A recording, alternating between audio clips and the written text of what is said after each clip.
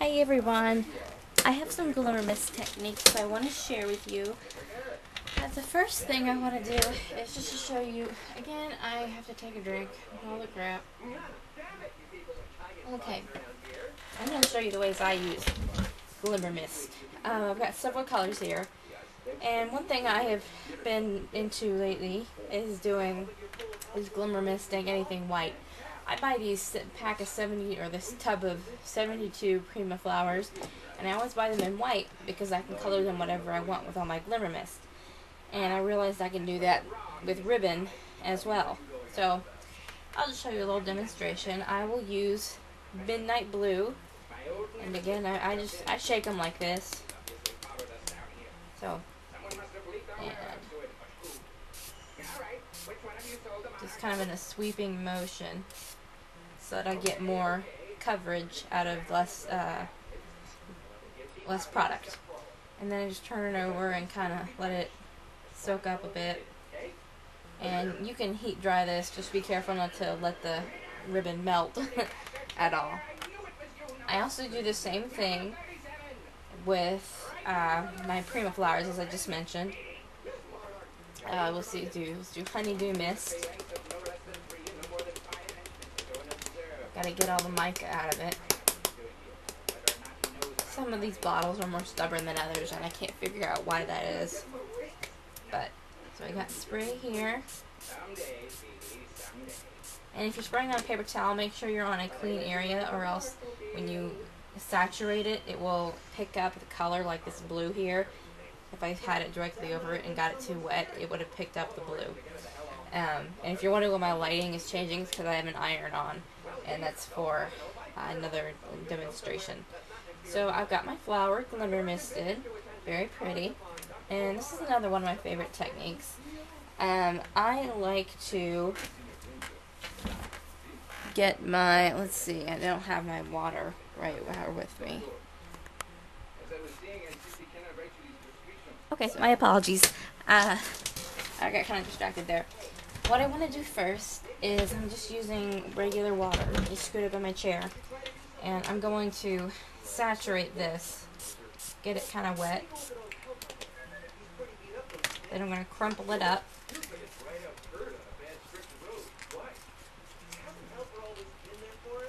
And then I showed you this technique before in another video, but in case you haven't seen it, this is just a refresher.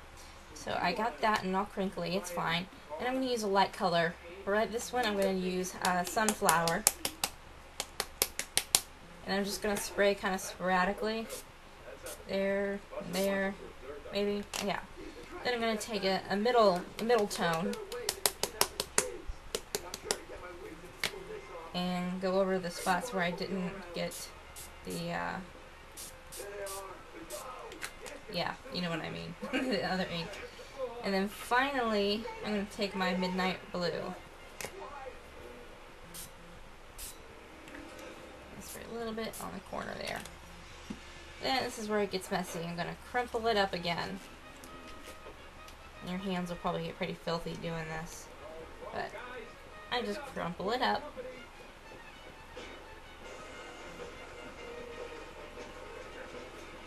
And there you have a very cool 3-tone tag, and I will heat set this.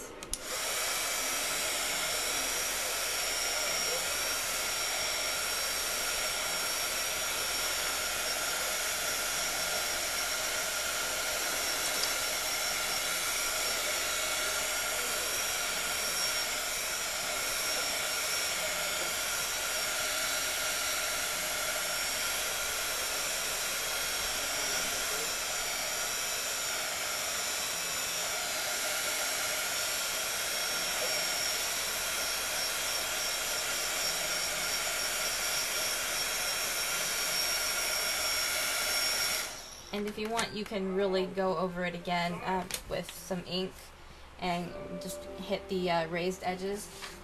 So now I'm going to take my iron, and this is just a regular old iron, nothing fancy, and I'm going to turn it over and use the back side. This is going to iron out the wrinkles so that I can actually use it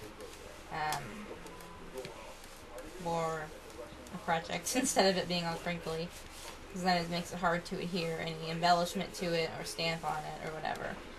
So that works just fine. And now I have a flattened but a very distressed looking tag. So finally, I want to show you masking. I got these little, they're Tim Holtz Ranger masks from Tim Holtz Ranger Industries, etc. And these are just opposite of stencils, the complete reverse. So instead of getting color inside the shape, you get color outside. So this is just a flourish, if you can see. I've got a black. It looks like that right there. And I'm just going to set this down. And they're self-adhesive, and they won't rip your project, so don't worry. And I'm going to use some cherub pink, because I haven't used it yet.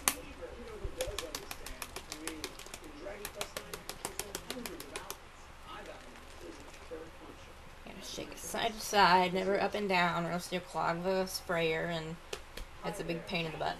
So, just going to make sure it's really, really stuck down there. And then I'm just going to spray around it.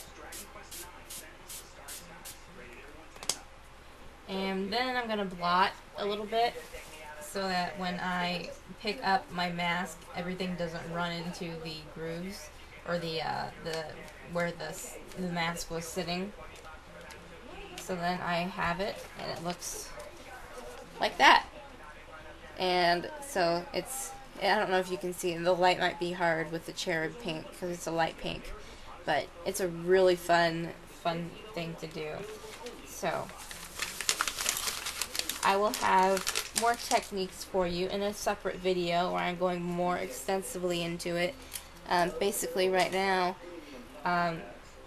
that is all I wanted to share with you. So you can Glimmer Mist flowers, primas, you can do these even kind of weird textured flowers, you can spray those, you can spray ribbon, and you can do masks, and you can crinkle up your paper, and it's just a lot of fun. So if you don't have any Glimmer Mist, I strongly recommend it, because I can't scrap without it. So thank you guys for taking the time to watch, and if you're a subscriber, thank you for subscribing. If not, then check out some of my other videos, and maybe you'll like what you see, and hit the subscribe button. And I will talk to you guys later. Bye bye.